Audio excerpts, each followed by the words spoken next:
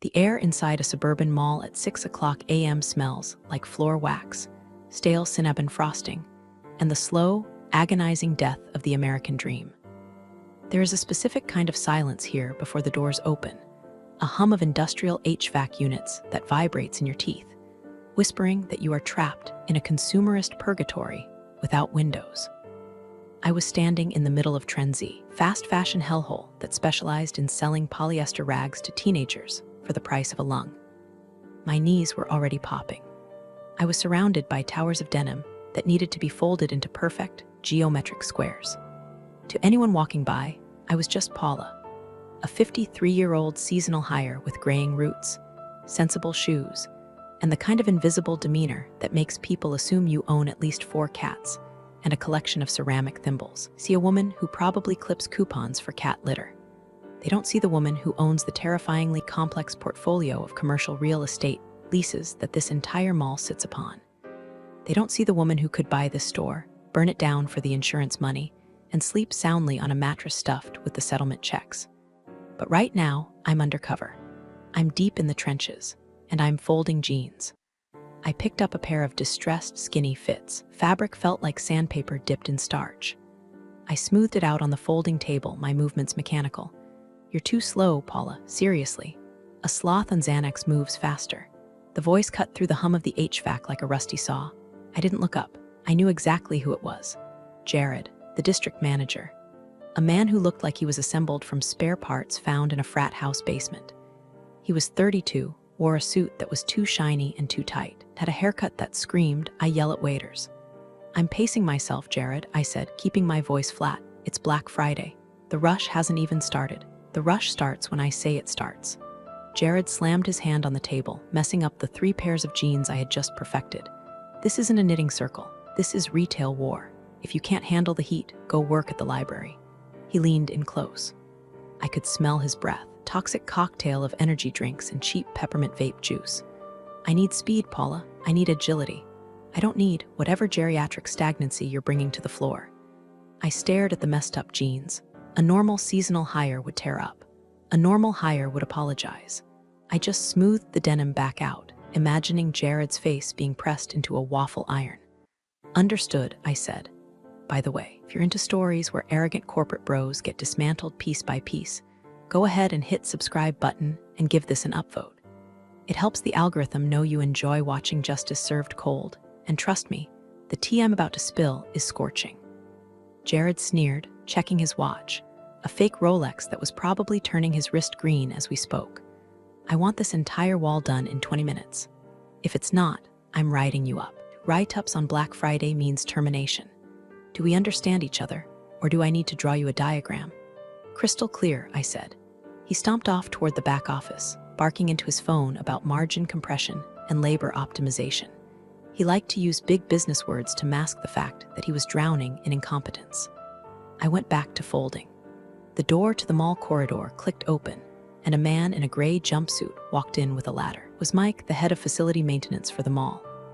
Mike has worked here for 20 years. He has a master key to everything. He stopped when he saw me. His eyes widened slightly. He started to lift his hand in a respectful wave, his mouth opening to say, "Good morning, Miss Vance." I shot him a look, a sharp, microscopic shake of the head. "Don't blow my cover, Mike." Mike froze. He's a smart man. He understands the hierarchy of the jungle. He coughed, adjusted his ladder, and muttered, "Just fixing the light, ma'am," before scurrying away to the corner. Jared poked his head out of the office. "Who are you talking to, Paula? Stop socializing. Time is money." "Just the light bulb guy, Jared," I called back. "Light bulb guy doesn't pay your salary." "I do," Jared screamed. I smiled down at a pair of acid wash shorts. "Actually, Jared," I thought, the ghost of a laugh bubbling in my chest. "Technically, through a series of shell companies and a triple net lease agreement signed in 2019, I pay your salary. I pay for the lights. I pay for the floor tiles you're standing on. And pretty soon, I'm going to make you pay for every single time you treated a human being like overhead cost." The lights in the store flickered once, buzzing loudly, as if the building itself was winking at me. The timer was ticking down. Black Friday was coming. Jared had no idea he was standing on a trapdoor. To understand why I was enduring the verbal abuse of a man who probably uses 3-in-1 shampoo/conditioner/body wash, We have to rewind 6 months. I was sitting in a conference room on the 40th floor of a tower in downtown Columbus. The table was mahogany, the water was sparkling, and the lawyers cost $600 an hour. I wasn't wearing a polyester vest. I was wearing a silk blouse and a blazer that cost more than Jared's car. My attorney, David, slid a thick stack of documents across the polished wood. "You're sure about this, Paula? It's a distressed asset. The mall's anchor stores are bleeding. Trend Z specifically is showing signs of corporate rot." "I know," I said, flipping through the pages. "That's why I want it. I wasn't always the shark at the head of the table. 10 years ago, I was a regional manager for a logistics firm. Gave them my life. I missed birthdays, I worked through the flu, I fixed their messes. And when a new CEO came in, a guy just like Jared, all teeth and buzzwords, he fired me via a Zoom call to save 0.4% on the quarterly budget. He called me redundant. I swore then that I would never, ever be at the mercy of a middle manager again. I took my severance, leveraged my savings, and started buying commercial paper.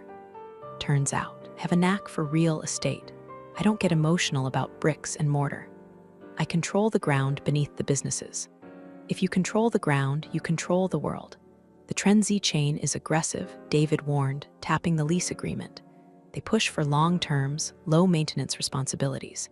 They treat landlords like atoms. I've looked at their financials, I said, picking up a pen.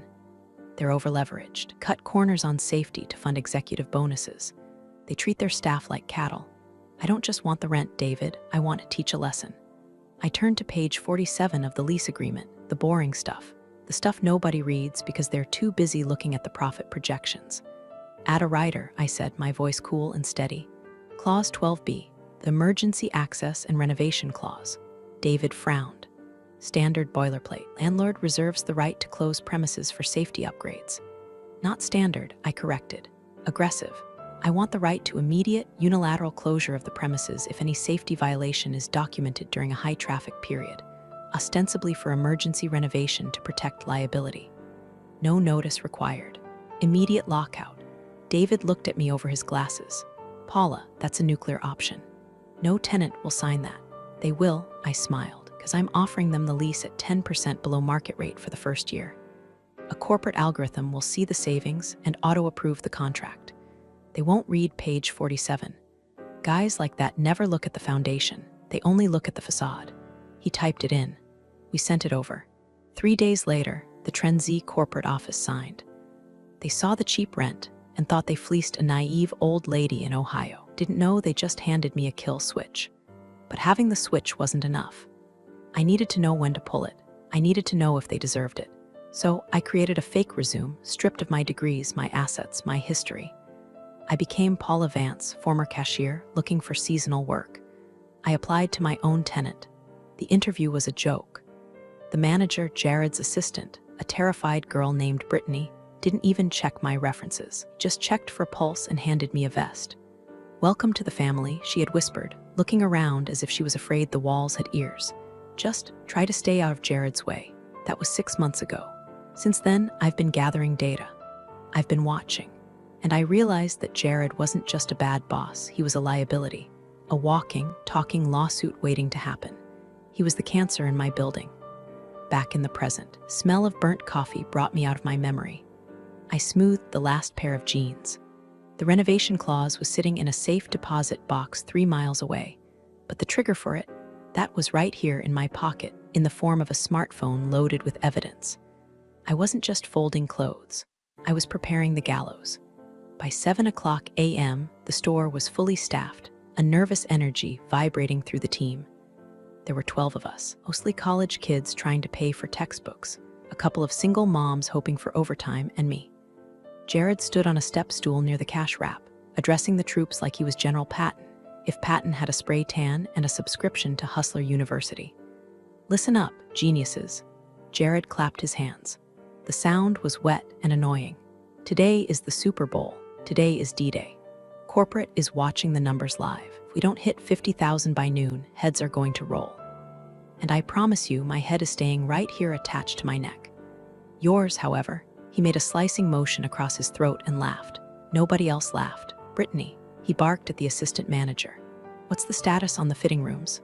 Brittany, a sweet girl who looked like she hadn't slept since October, flinched. "They're clear, Jared, but, fitting room 3 is still smelling weird. I think there's a sewage backup from the bathroom next door. Maybe we should close it. Jared's face turned a shade of purple, usually reserved for bruised plums. "We don't close revenue centers on Black Friday, Brittany. Spray some Febreze on it. If a customer complains, tell them it's the rustic industrial scent." I mentally filed that away. Sewage leak, health code violation. "And you," Jared pointed a finger at Kevin, 19-year-old stock boy who was trembling holding a box of belts. "Tuck your shirt in. You look like a hobo. I'm docking you 15 minutes for uniform violation." "But I clocked in 5 minutes ago," Kevin stammered. "Then you're working for free for 10 minutes. Consider it a tuition fee for learning professionalism. Wage theft, labor law violation." My mental file was getting thick. Jared hopped down from his stool and prowled the floor, stopped in front of me again. I was arranging a table of graphic tees that said things like "slay all day" and "nap queen," ironic, considering nobody here was allowed to nap or slay anything other than their own self-esteem. "Paula," he smirked. "Grandma, how are the arthritic fingers holding up?" "They're working fine, Jared," I said, forcing a smile that felt like chapped lips splitting. "Good, because I need you to go to the back stockroom. Fire exit is blocked by about 50 boxes of inventory that came in last night. I need you to move them." "Move them where?" I asked. "The stockroom is full." "I don't care where you move them, just make it look neat. Stack them in front of the electrical panel if you have to. Just get them out of the walkway before the district audit next week. But for today, just shove them wherever." I paused. He just ordered me to block an electrical panel, massive fire hazard, to clear a fire exit he had illegally blocked with inventory. It was a safety violation, turducken. "Jared," I said, my voice dropping to a whisper, "blocking the electrical panel is dangerous, especially with the amount of power we're drawing for the holiday displays. If a breaker blows, you can knit us a new one," he sneered. "Do I pay you to be an electrical engineer? No. I pay you minimum wage to move boxes. If you don't like it, there's the door." "Oh wait, you can't afford to walk out that door, can you? You need this job." He leaned in, his eyes gleaming with the sadistic joy of a man who has a tiny amount of power and uses it to crush people he thinks are beneath him. "That's the reality, Paula. You're a temp, you're trash, you're disposable. Now move the boxes." He turned and strutted away, high-fiving himself on the thigh. I watched him go. The rage in my chest was a cold. Not, he thought I was trapped. He thought I was desperate. He had no idea that I wasn't looking at the boxes as a chore. I was looking at them as evidence. I walked to the back room. The fire exit was indeed barricaded by a wall of cardboard, a death trap. I pulled out my phone. I didn't move a single box. Instead, I opened the camera app. Click. The blocked exit. Click. The precarious stack looming over the staff break table. Click. Exposed wires near the water heater that I had noticed yesterday. I wasn't just a disgruntled employee anymore. I was a forensic pathologist documenting the cause of death of Jared's career. My shift ended at 2:00 p.m. I walked out of the mall, past the frantic shoppers fighting over discounted blenders, and got into my car. I don't drive a beat-up sedan to work. I park my 2024 Range Rover in the parking garage of the luxury hotel across the street, where I have a permanent membership, and I walk over. It helps maintain the illusion. As soon as the heavy door of the Rover thudded shut, silencing the world, I exhaled. I peeled off the polyester vest and threw it into the passenger seat like it was a contaminated hazmat suit. I drove home. Home is a 4,000 square foot mid-century modern tucked away in a gated community in Upper Arlington. It's quiet here. The only noise is the landscaping crew and the occasional Tesla humming by. I walked into my home office, a sanctuary of glass and oak. I poured myself a glass of Sansera, crisp, expensive, and absolutely necessary, and sat down at my iMac. It was time to update the file. I connected my phone and watched the photos import. Resolution was crisp. There was the blocked fire exit, looking like a coffin waiting to be nailed shut. There was the sewage-leaking ceiling tile in fitting room 3. There was the time-stamped video of Jared screaming at Brittany until she cried. I opened a folder labeled Project Black Friday. It wasn't just photos. For months, I had been tracking everything. I had spreadsheets of the inventory discrepancies. Jared was shrinking stock, stealing it, and writing it off as damaged. I had audio recordings of him instructing staff to skip legally mandated breaks. I had enough to get him fired. But getting him fired wasn't the goal. Men like Jared always fail upwards. If he got fired, he'd just go to another chain, another store, another group of vulnerable people to terrorize. No, I needed to scorch the earth. I needed to make him radioactive. I pulled up the lease agreement again. I scrolled to Clause 12b. Language was beautiful in its brutality. Landlord reserves the right to immediate possession and closure of the premises upon discovery of any class, a safety violation that poses an immediate threat to life or limb. Tenant shall remain liable for full rent during the closure period. Landlord assumes no liability for loss of revenue. I cross-referenced the photo of the blocked fire exit with the state fire code. It was a class A violation. Exposed wiring near the water source. Another class A. I drafted an email. The recipient wasn't Jared. It wasn't even his regional boss. It was the city fire marshal, a man named Frank who I played golf with on Sundays. Subject: Urgent hazard report Trend Z at the Galleria. Body: Frank, I'm doing a site walkthrough of my property. I found some disturbing things. I think you need to see this immediately. I'm concerned about a mass casualty event if this store is at capacity tomorrow. See attached. I didn't hit send yet. I saved it as a draft. The timing had to be perfect. If I sent it now, they might just close the store for an hour, pay a fine, and reopen. Jared would spin it. No, it had to happen when it hurt the most. When the store was packed. When the registers were singing. When Jared felt like a king. I took a sip of wine. My reflection in the monitor looked tired but sharp. The gray roots I touched up with temporary spray for the Paula, the worker character, were starting to itch. Tomorrow was Black Friday, the day retailers bleed black ink. Tomorrow, Jared was going to bleed something else entirely. I checked the weather. Cold. Good. The shock of being thrown out into the street is always better when the wind is biting. I went to my closet and picked out my outfit for tomorrow. Not the vest. I packed the vest in a bag. Tomorrow, underneath the polyester shell, I would be wearing my armor, a tailored suit, Italian leather heels, and the deed to the building. I went to bed early. I slept like a baby, the kind of baby that owns the nursery and creates a hostile work environment for the nanny. Black Friday. 5:00 a.m. The gates rolled up and the horde descended. If you've never worked retail on Black Friday, imagine a zombie apocalypse. The zombies are holding 40% off coupons and demanding to speak to a manager. They didn't walk, they surged. A tide of parkas and frantic energy washed over the displays we had spent hours perfecting. Within 10 minutes, the denim wall was a tragedy. Within 20, the shoe department looked like a bomb had gone off in a cobbler's shop. The noise was deafening. Pop music blared from the speakers, fighting for dominance with the shrieks of children and the beeping of registers. The air grew hot and thick with the smell of wet wool and desperation. I was at the front tables, trying to fold sweaters that were being ripped from my hands before I could even lay them flat. My back screamed. My feet throbbed, and there was Jared. He was in his element, which is to say, he was vibrating with manic incompetence. He stood on the raised platform near the registers, not helping, just watching. He was screaming into his headset, berating the cashiers for not scanning fast enough. Faster, people. Churn and burn. I see a line, I see lost dollars. Let's go, let's go. He spotted me struggling with a pile of cashmere blend V-necks. A woman had just dumped a Starbucks latte on the table and walked away. I was frantically trying to blot it up with paper towels before it ruined $1,000 of inventory. Jared descended from his perch, didn't ask what happened. He didn't help. Paula, what the hell is this? He shrieked, pointing at the coffee stain. Are we serving breakfast now? Look at this mess. A customer spilled it, Jared. I'm cleaning it up, I said, scrubbing the wood. You're not cleaning fast enough. Look at the line, look at the disarray. He kicked the table leg. This is unacceptable. I told you I need aces today. You are folding like a sloth with arthritis. The store went strangely quiet around us. Customers stopped digging through bins to watch. Staff members froze. I am doing my best, I said, standing up straight. The coffee was soaking into my Paula shoes. Your best is pathetic, Jared shouted. He was playing to the crowd now, fueled by the adrenaline of the day. You know what your problem is, Paula? You have no drive. You're content to be a bottom feeder. You're a wage slave, and you're bad at even that. Wage slave. The words hung in the air, heavy and ugly.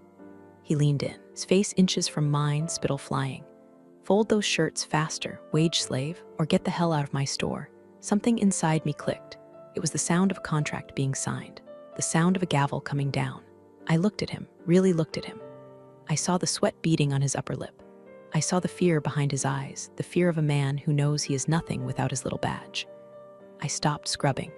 I dropped the paper towels on the floor. "What are you doing?" Jared demanded. "Pick that up." I reached up and unpinned my name tag, Paula. The plastic felt cheap in my hand. "No," I said. My voice wasn't loud, but it cut through the pop music like a razor blade. "Excuse me?" Jared laughed, a high-pitched, nervous sound. "Did you just say no?" I said no, I repeated. I dropped the name tag into the puddle of latte. It splashed onto his shiny, cheap shoes. "I'm done folding, Jared. You can't be done," he roared, his face turning beet red.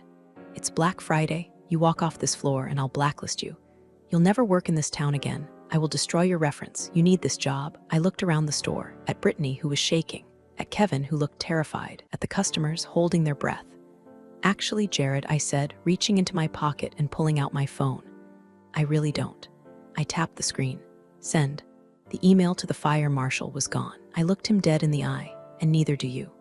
Jared stared at me, his mouth slightly open, looking like a fish that had just been pulled onto a dock. "What are you babbling about? Get back to work or get out." I reached into my bag, the ratty tote bag I brought every day, and pulled out a manila envelope. I had transferred the documents from the safety deposit box that morning. "I quit," I said, my voice rising just enough to carry to the back of the line. "Before I go, I have some administrative updates for you." I slapped the envelope onto the coffee-stained table. It made a heavy, authoritative thud. "What is this?" Jared scoffed, reaching for it. "Your resignation letter written in crayon? It's a copy of the building lease," I said. "Specifically, the master lease for this retail space." Jared froze. His hand hovered over the envelope. "Why the hell would you have that?" "Because I own it, Jared," I said. I let the words settle. Let them expand and fill the room. "I own this store. I own the walls. I own the ceiling tiles you refuse to fix. I own the ground you're standing on." He laughed. It was a desperate, cracking sound. You're a temp. You make $12 an hour. You drive a rusted Honda." "I drive a Range Rover," I corrected gently. "And I make $12 an hour because I wanted to see exactly how you treat the people who make you your bonus." And the answer is poorly. Pulled a second document from my blazer pocket. I had taken off the vest and dropped it on the floor next to the name tag. Underneath, my silk blouse caught the fluorescent light. I stood taller. The slouch was gone. The Paula the worker mask dissolved, revealing Paula the shark. "This," I held up the paper, "is notice of immediate invocation of Clause 12B. Emergency renovation and safety closure." "You're crazy," Jared stammered, looking around for security. "Someone get security. She's having a mental breakdown." "I am security," I said, cold as ice. "And as of this moment, this store is legally closed. Due to multiple class safety violations, which I have documented and just emailed to the fire marshal, I am exercising my right to secure the premises to prevent liability." Jared's face went from red to a ghostly, sickly white. You can't close the store. It's Black Friday. We have sales goals." "Sales goals are irrelevant to my liability insurance," I said. "You have blocked fire exits. You have exposed wiring. You have a sewage leak. You are a walking negligence lawsuit." I turned to the customers. "Ladies and gentlemen, I apologize for the inconvenience, but this store is currently a fire trap and a health hazard. For your safety, I am ordering an immediate evacuation of the premises. The store is closed." A murmur rippled through the crowd. Some looked angry. Most looked at Jared, sweating, shaking, looking small, and then at me, calm and commanding. They started to put down the clothes. "You can't do this." Jared screamed, lunging forward. "I am the district manager, and I am the landlord." I stepped into his space. And in the game of rock, paper, scissors, landlord beats manager. Every single time. My phone buzzed. "That will be the fire marshal," I said, checking the screen. "He's 2 minutes away. Suggest you start getting people out, Jared. Unless you want to explain to him why you're holding hostages in a fire hazard." Jared looked at the envelope. He looked at me. The realization was finally hitting him. The wage slave held the keys to his cage. The next 10 minutes were a blur of beautiful, organized chaos. 2 large men in uniforms appeared at the entrance. It wasn't mall security rental cops. It was Frank, the fire marshal. His deputy, they looked serious. They looked like men who didn't care about profit margins. "Frank," I nodded, walking over to the entrance. "Paula." Frank tipped his hat. He looked past me at the mob. "You said there's an obstructed egress, back stockroom, wall of boxes, and check the electrical panel." I pointed. Jared ran over, his fake Rolex jingling. "Officer, this woman is a disgruntled employee. She's trying to sabotage my store. Arrest her." Frank looked at Jared like he was a bug on a windshield. "Sir, I have a report of serious code violations. I need to inspect the premises. If what she says is true, this building is being condemned until it's fixed." Frank walked right past Jared and headed for the back.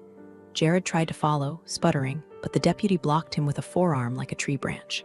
Meanwhile, I turned to the staff. Brittany, Kevin, and the others were huddled by the register, wide-eyed.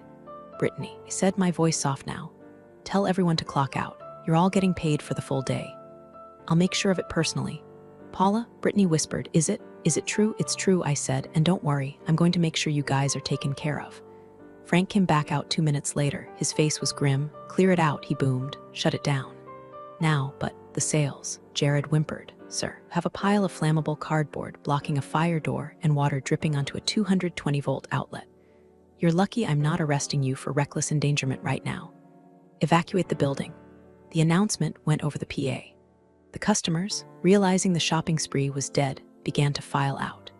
Some grumbled, but most just looked at the chaos and decided Gap was a safer bet.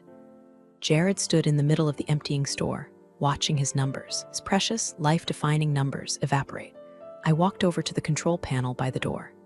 The key to the security gate was hanging on a hook. "I'll take that," I said, grabbing the keys. "You can't lock me out," Jared hissed. "I'm not locking you out, Jared. I'm locking the liability out." I pointed to the door. "Time to go." He didn't move. "Jared," I said, leaning in, "if you don't leave, I will have you trespassed from my property. I will make sure the police report mentions that you refused to vacate a condemned building." He looked at me with pure hatred. But underneath the hate, there was defeat. He grabbed his coat. He grabbed his bag. He walked out. I followed him. I put the key in the switch. The metal gate rattled and began to descend. Clank, clank, clank. It was the sound of a guillotine in slow motion. The gate hit the floor with a final thud. I locked it. I turned to face the mall corridor. A small crowd had gathered to watch the spectacle.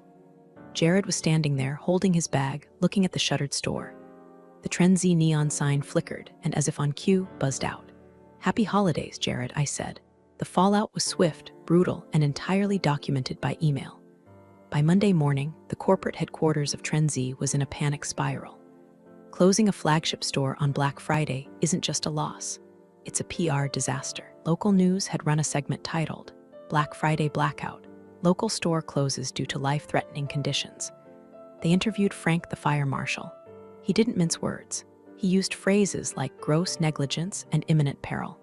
Then came the legal letters. My lawyer, David, sent a notice of breach of lease. We cited the safety violations, the unauthorized alterations to the facility, the hostile work environment which created liability for the landlord. We attached the kill file. The photos, the videos, the recordings. Corporate didn't fight it. They knew they were caught. They were desperate to stop me from suing them for damaging my property value. Jared didn't stand a chance.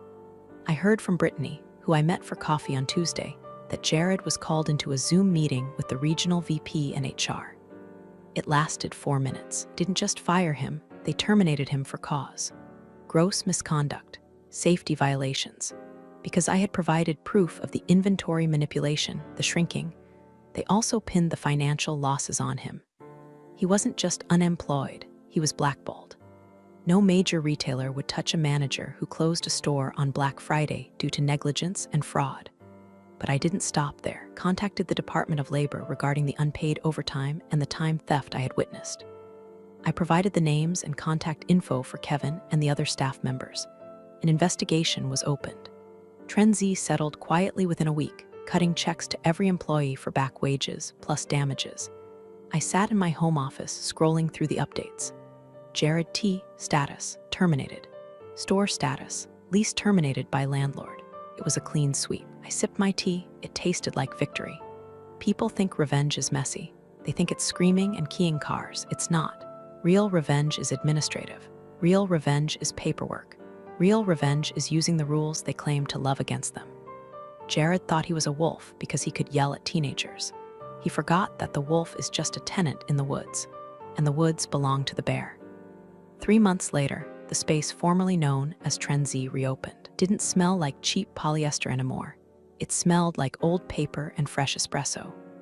I had leased the space to a local independent bookstore collective that had been looking for a flagship location. I gave them a killer rate on the rent, on the condition that they hired from the local community. I walked in on a Tuesday afternoon. The lighting was warm, not fluorescent. There were soft chairs. Brittany was behind the counter. She looked different. Her skin was clear, her circles were gone, and she was actually smiling. "Hey, Paula," she waved. "Hi, Brittany. How's the new management?" I asked, picking up a hardcover. "Amazing," she beamed. "We actually get breaks. And the manager, Sarah, she brought in donuts today just because it's human." "Glad to hear it," I smiled. I bought the book. I didn't use an employee discount. I paid full price. I walked out of the store and into the mall corridor. It was raining outside, a cold, gray Ohio drizzle. As I headed toward the exit, I saw a figure standing near the mall directory. He was holding a clipboard and wearing an oversized, bright yellow vest that said Temp Agency Survey Taker. It was Jared. He looked rough. His fake tan had faded into a splotchy orange. His hair was overgrown. He looked tired. He was trying to stop shoppers to ask them questions about their internet service providers, and they were ignoring him, walking past him like he was invisible. He was the bottom feeder now. He was the noise in the background. He looked up and saw me. He froze, his eyes locked onto mine. There was no anger left in them, just a deep, hollow shame. He saw the Range Rover keys in my hand. He saw the expensive coat. He saw the woman who had folded his shirts and then folded his life. He opened his mouth, maybe to say something, maybe to beg, maybe to curse me. I didn't slow down. I didn't sneer. I didn't gloat. I just put my sunglasses on, even though we were indoors. I walked past him without breaking stride. He was a bad memory, a stain on the floor that had been scrubbed clean. I walked out to my car, got in, and drove home. I had a meeting with a contractor about repaving the parking lot next week. The work never ends, but at least now the trash was taken out. That was a ride. People never stop surprising me. Appreciate you sticking around to the end.